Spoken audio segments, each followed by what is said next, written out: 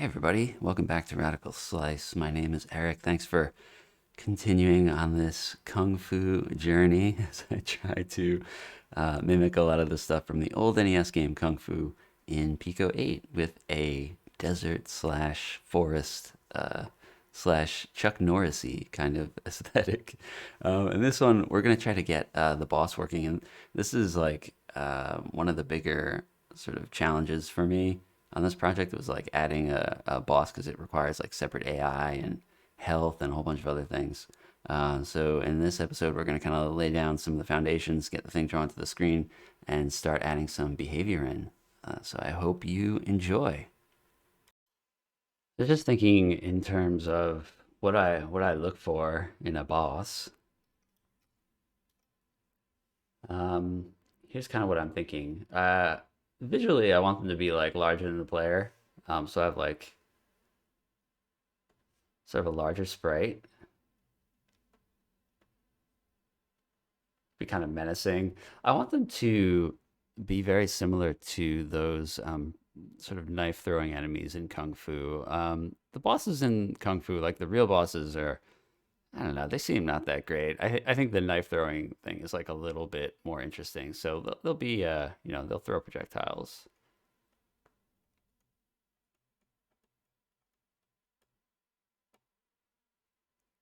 They'll also have health. So currently, our baddies all die in one shot, which is kind of lame for a boss. We don't want to do that. So yeah, we'll allow them to take some damage, and probably we'll display this on the menu somewhere or on like the HUD. I guess it's also worth noting that I envision the projectiles being thrown like high and low. That's a terrible ampersand. And high and low. And also to like have some basic AI. And I'm gonna try to mimic the projectile guys from Kung Fu with this too. So what this will kind of look like will be something like this.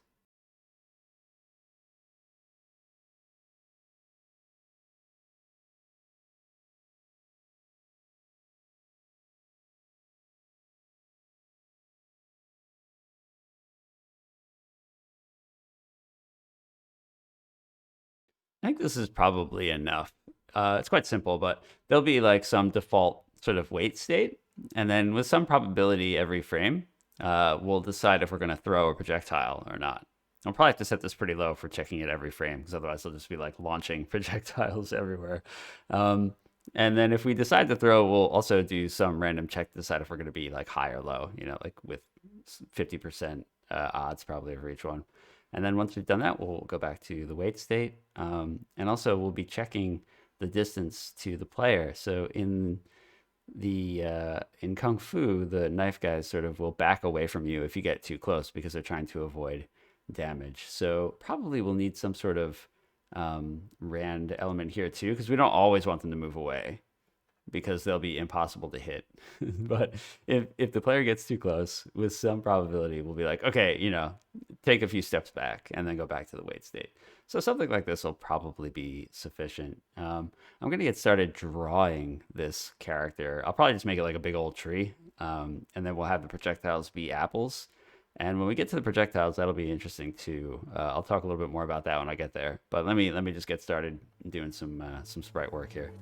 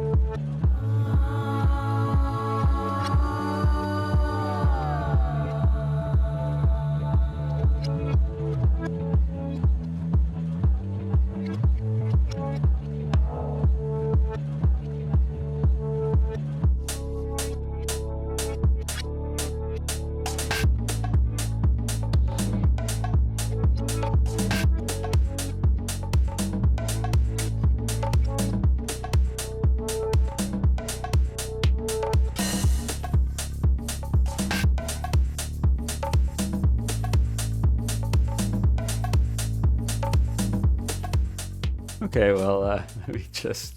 So I made this big old, what is this, 16 by 16? Yeah, a big old 16 by 16 tree with some apples in its branches. The thinking being that it's going to throw apples at you. And so I just did like a quick two. It's really ragged looking, but this sort of like two frame walk cycle. So have it kind of shuffle back and forth creepily.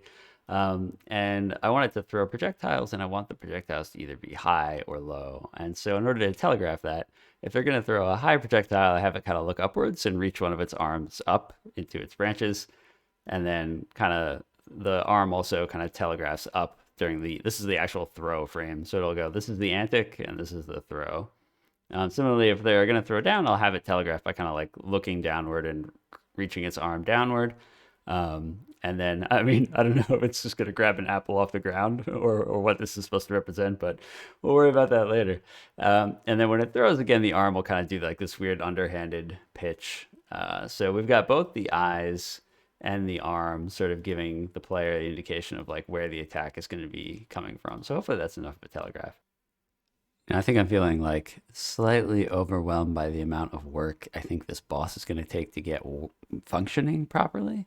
And that's why I'm hesitating to start work on it. So I'm going to try to break it down into like little pieces to see how far I can get. So I think first what I'm going to do is I'm just going to spawn this thing right at the beginning of the level. So I'll remove all the other baddie batches from the level. I'll have it spawn there, and I'll deal with collisions. So I don't want the player to be able to pass through the boss. And in terms of collision, I don't think I care about the player taking damage just based on contact. So like the other enemies hug of death the player, but with the boss, I think the main thing is the projectile attacks. So I'm not going to worry about just contact, but I don't want the player to be able to walk through it. So I think if I can just get the thing spawned and deal with that level of collision first, that'll be a good starting point. So let me dive in.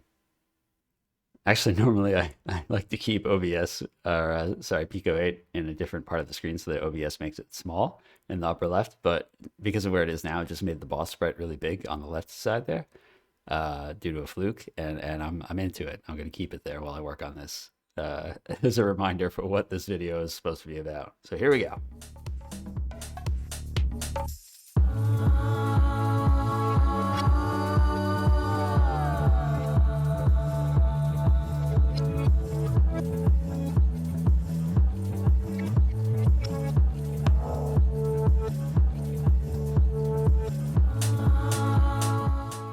Okay, so we got it to show up. It's not quite as imposing height-wise as I expected, but that's probably okay. Maybe we'll go back and we'll scale it later. But yeah, okay, so now I need to get the collision to make sure that the player doesn't walk through it.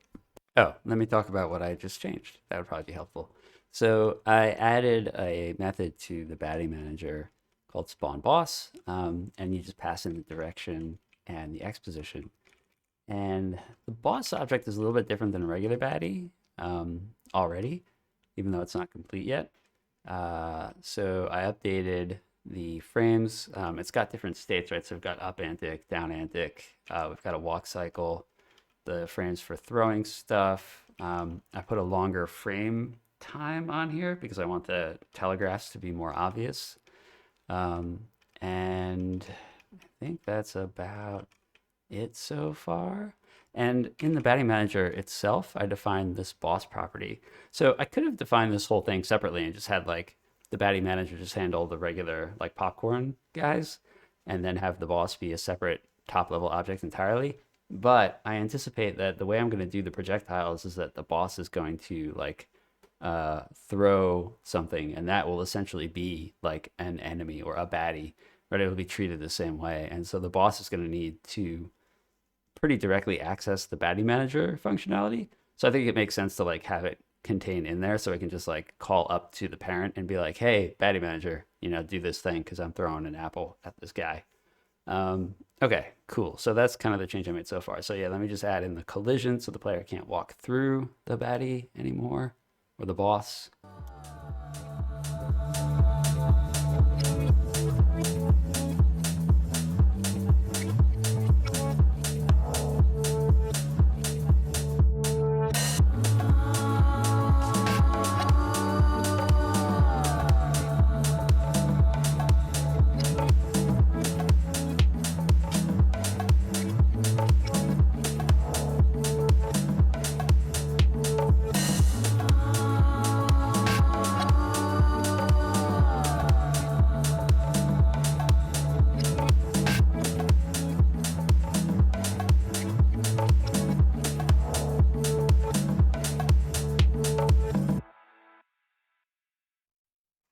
Okay, so here's the player, and the logic that I've written is like if the player's green bounding box overlaps with the boss's purple bounding box, then stop the player from moving. So yeah, that pretty much works. The problem is if I try to walk away, I can't, right? So the walk cycle goes, but because the bounding boxes still overlap, the logic is saying like, nope, you can't move because we're not taking into account what side of the player we're checking. So the way I got around this was by kind of similar to when I was like stacking the baddies up in the Hug of Death stack, by like just drawing different boxes towards the based on like which direction the player is facing. So let me add that back in and uncomment it here.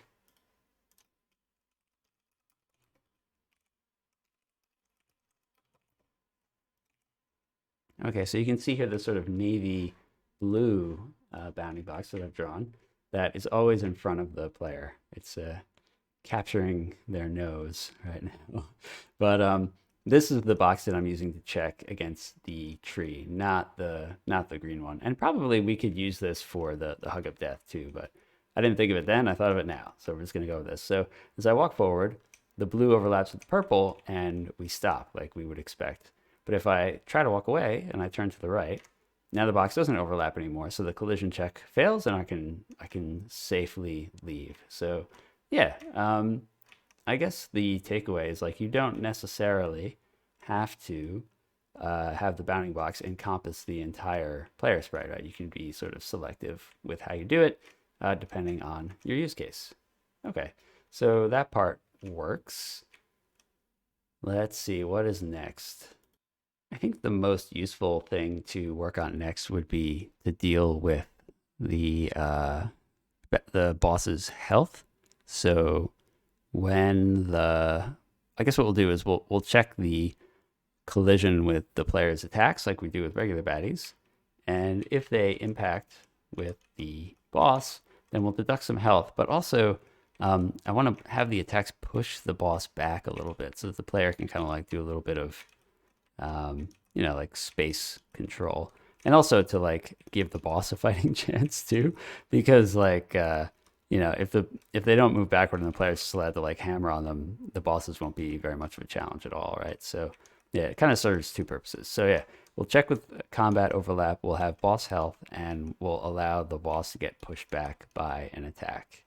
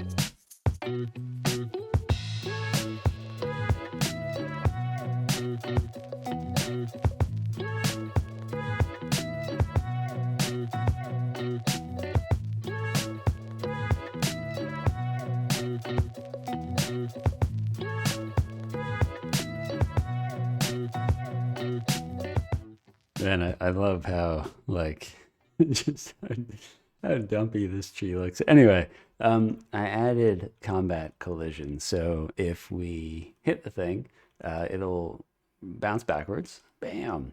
And also I added a little bit of hit flash. Hopefully that shows up after the YouTube encoding gets its hands on it. And it's got health, right? So I've already hit it twice. If I hit it a third time, it'll disappear. So that's what we want. I think the next thing that I'm going to look to add is some of the, I don't know, some of the AI, some of the behavioral stuff. So in order to just test, I'm going to go back to our little state machine here. In order to test this, I know I said with some randomness, it's going to try to maintain distance from the player, but let's just set it as like an absolute rule to test it. So if the player is within, say, I don't know, 4 pixels in the X direction, it will back away from the player, and we'll see if we can get that to work. Just it'll always do it just so we can make sure the behavior works, and then we'll throw the random stuff in a little bit later.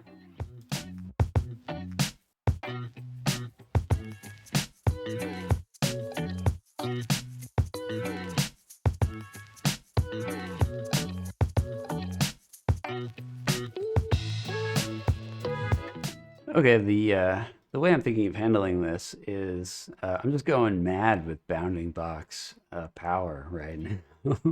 But I've just added like a different bit of collision or a different box in front of the player. And again, this is tied to the direction that they're facing, and I'm intending to just do whenever this box overlaps with the boss's box, the boss will, do something. It'll back off or whatever. It'll trigger some behavior. So that'll be next.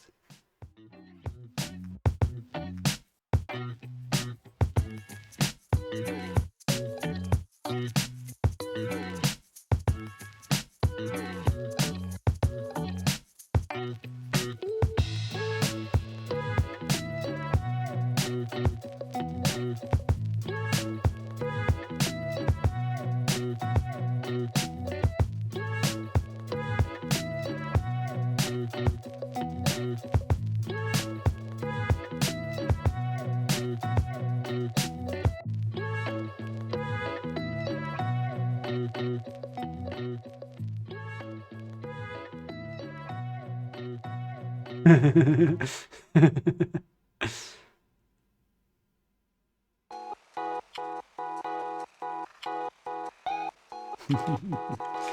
pretty good.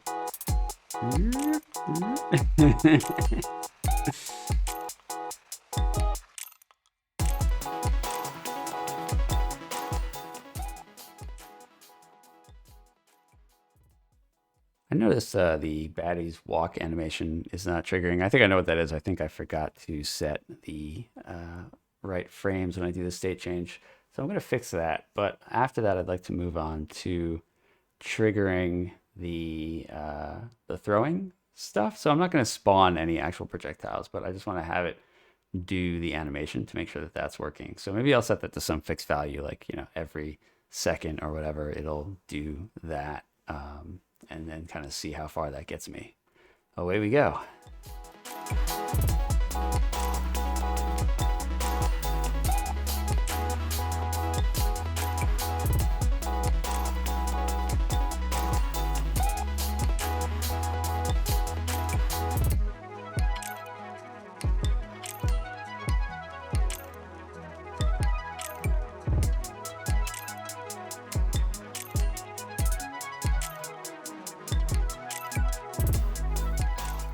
Okay, yeah, that looks kind of goofy, but it'll do. At least the animation is triggering. There we go. Yeah, a little shuffle backwards. That's fine. I'm content enough with that for now, I guess. So also let me start on the logic that will trigger the throwing. And maybe I'll just start with like a single throw. We'll start with the upward throw stuff first.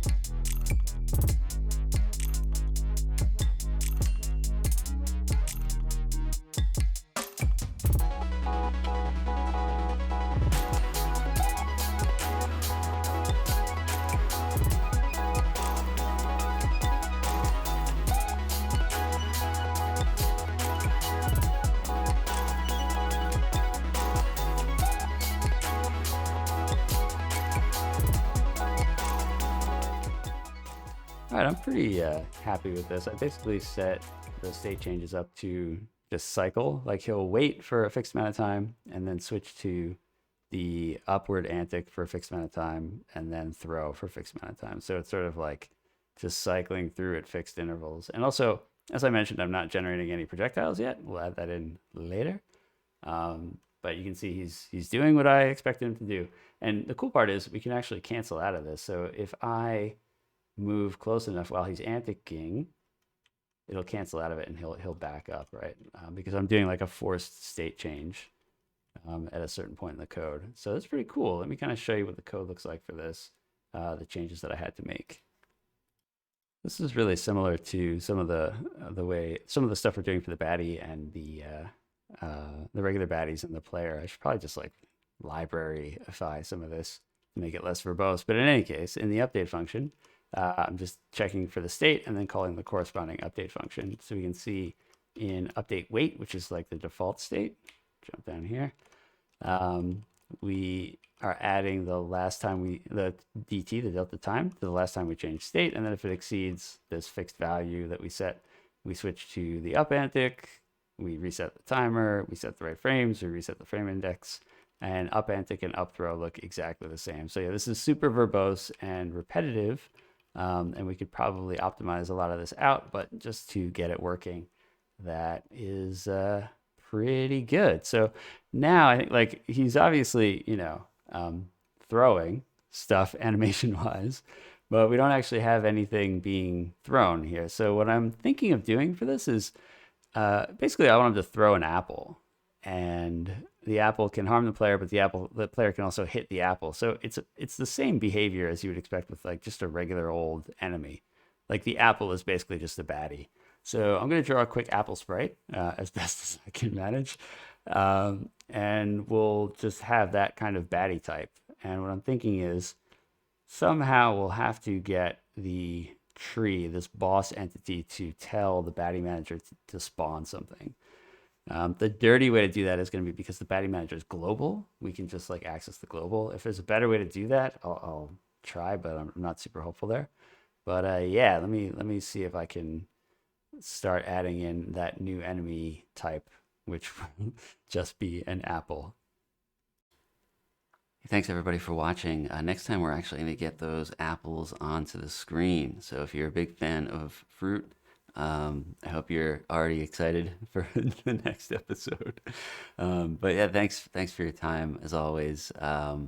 Feel free to subscribe if you're enjoying this stuff, and yeah, comment if you see me doing anything funky or weird or not taking advantage of Pico-8's features. I know a lot of folks have chimed in about stuff like that, and that's always appreciated to help me get better at this thing.